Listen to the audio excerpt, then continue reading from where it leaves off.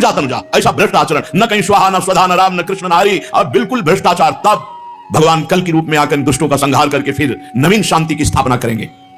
उस दिन से गोवर्धन महाराज ब्रज में विराजमान हुए, पर महाराज पुलस्त जी के साप से तिल तिल छीन होते गए।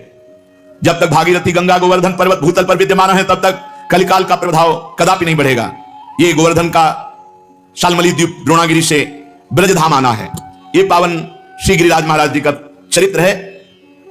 श्री गिरिराज महाराज पूरे विश्व ब्रह्मांड में सर्वश्रेष्ठ कुंड और तीर्थों को अपने में छुपाए हुए हैं। ये गिरिराज महाराज गोप गोपियों और गौओं के रक्षक और हर प्राणी की कामना पूर्ण करने वाले हैं। ये साक्षात श्री कृष्ण का स्वरूप है, परब्रह्म परमात्मा का छत्र हैं। गिरिराज जी के समान त्रिभुवन में कोई तीर्थ कोई भी समानता नहीं कर सकता। भुवनेश्वर साक्षात परिपूर्णतम भगवान श्री कृष्ण, जो असंख्य ब्रह्मांडों के अधिपति, गोलोक के स्वामी, परात्पर पुरुष, समस्त जनों के साथ इंद्र याग के धाता बता करके गिरिराज जी का पूजन करवाया। गिरिराज जी से बढ़कर के त्रिभुवन में कोई नहीं हो सकता। ग्वाल बालों की मंडली के साथ भगवान यहां खेलते हैं। चतुर्मुख ब्रह्मा जी की भी सामर्थ्य नहीं कि यहां की महिमा जान सके। कोई कितना भी बड़ा पापी हो, मानसी गंगा में प्रणाम करके आचमन करके स्नान कर ले, निष्पाप हो जाएगा। यत्र वही मानसी गंगा महापापौघ नाशिनी। गिरिराज जी में जो विराजमान मानसी गंगा है, आचमन करके प्रणाम करके मर्यादा पूर्वक स्नान करके वस्त्र बाहर उतार करके, जो गीले वस्त्र है वो पुनः वहां धोए जाए, सूखे वस्त्र पहनकर भी परिक्रमा आदि लगावे।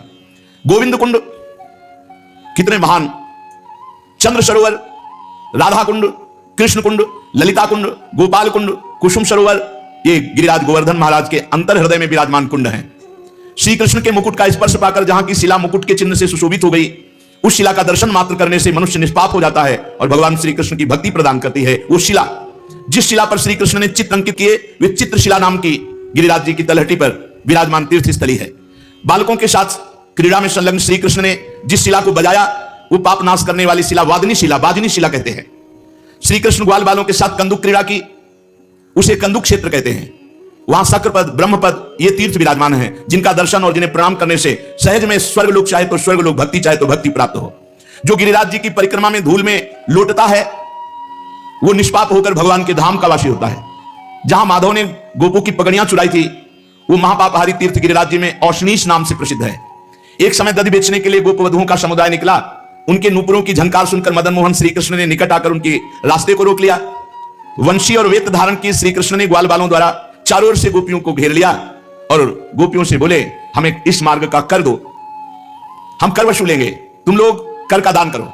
गोपियां बोली, तुम बड़े टेढ़े हो, ग्वाल बालों के साथ राह रोककर खड़े हो गए हो, तुम गोरस चाहते हो, हमारा रास्ता छोड़ दो, नहीं तो राजा कंस से शिकायत करके कारागार में डलवा देंगी।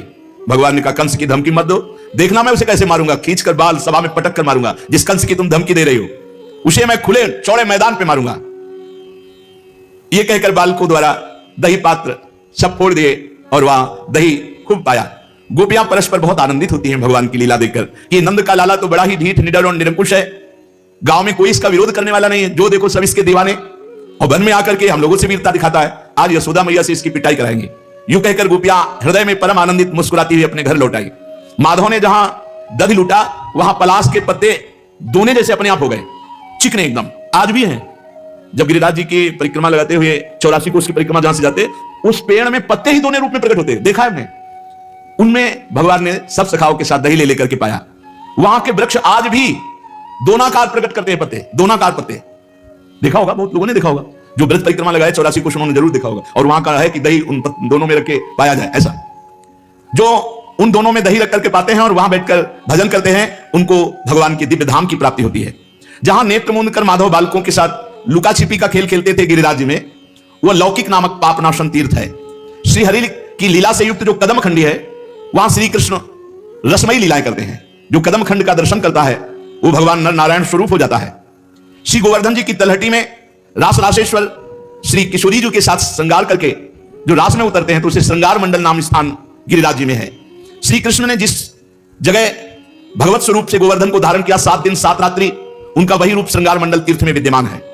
जब कलयुग के 4800 वर्ष बीत जाएंगे, तब श्रृंगार मंडल क्षेत्र में गिरिराज की गुफा के मध्य भाग से सबके देखते देखते श्री हरि का जो स्वरूप प्रकट होगा, वो श्रीनाथ जी के नाम से जाना जाएगा।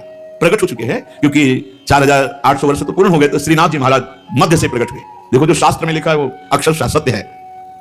बड़े बड़े देवताओं के अभिमान को चूर्ण करने वाले उस स्वरूप को सज्जन पुरुष श्रीनाथ जी के नाम से पुकारेंगे। गोवर्धन पर्वत श्रीनाथ जी की बड़ी अद्भुत लीलाएं हुआ करती है। कलयुग में जो लोग अपने नेत्रों से श्रीनाथ जी भगवान का दर्शन करेंगे वे निश्चित कृतार्थ हो जाएंगे। भारत के चारों कोनों में जगन्नाथ, श्री रंगनाथ, श्री द्वारिकानाथ, श्री बद्रीनाथ भगवान विराजमान है। भारत के मध्य में श्री गोवर्धन नाथ के नाम से विद्यमान है। गोवर्धन नाम में सब विराजमान हो गए।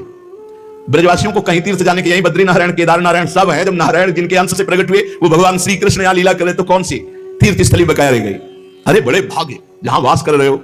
अब बुद्धि भ्रष्ट है कि ऐसा तेजोमय देश में वास करके भगवत प्राप्ति न हो, इधर उधर चित्तवृत्ति डुलावे। ये पांचों नाथ हैं, जगन्नाथ, रंगनाथ, द्वारिकानाथ, बद्रीनाथ, श्रीनाथ। ये हमारे भारत की बहुत बड़ी संपत्ति है, भारत की बहुत बड़ी निधि है। ये आर्तजनों की रक्षा में पांचों नाथ विराजमान है, जगन्नाथ, रंगनाथ, द्वारिकानाथ, बद्रीनाथ, श्रीनाथ।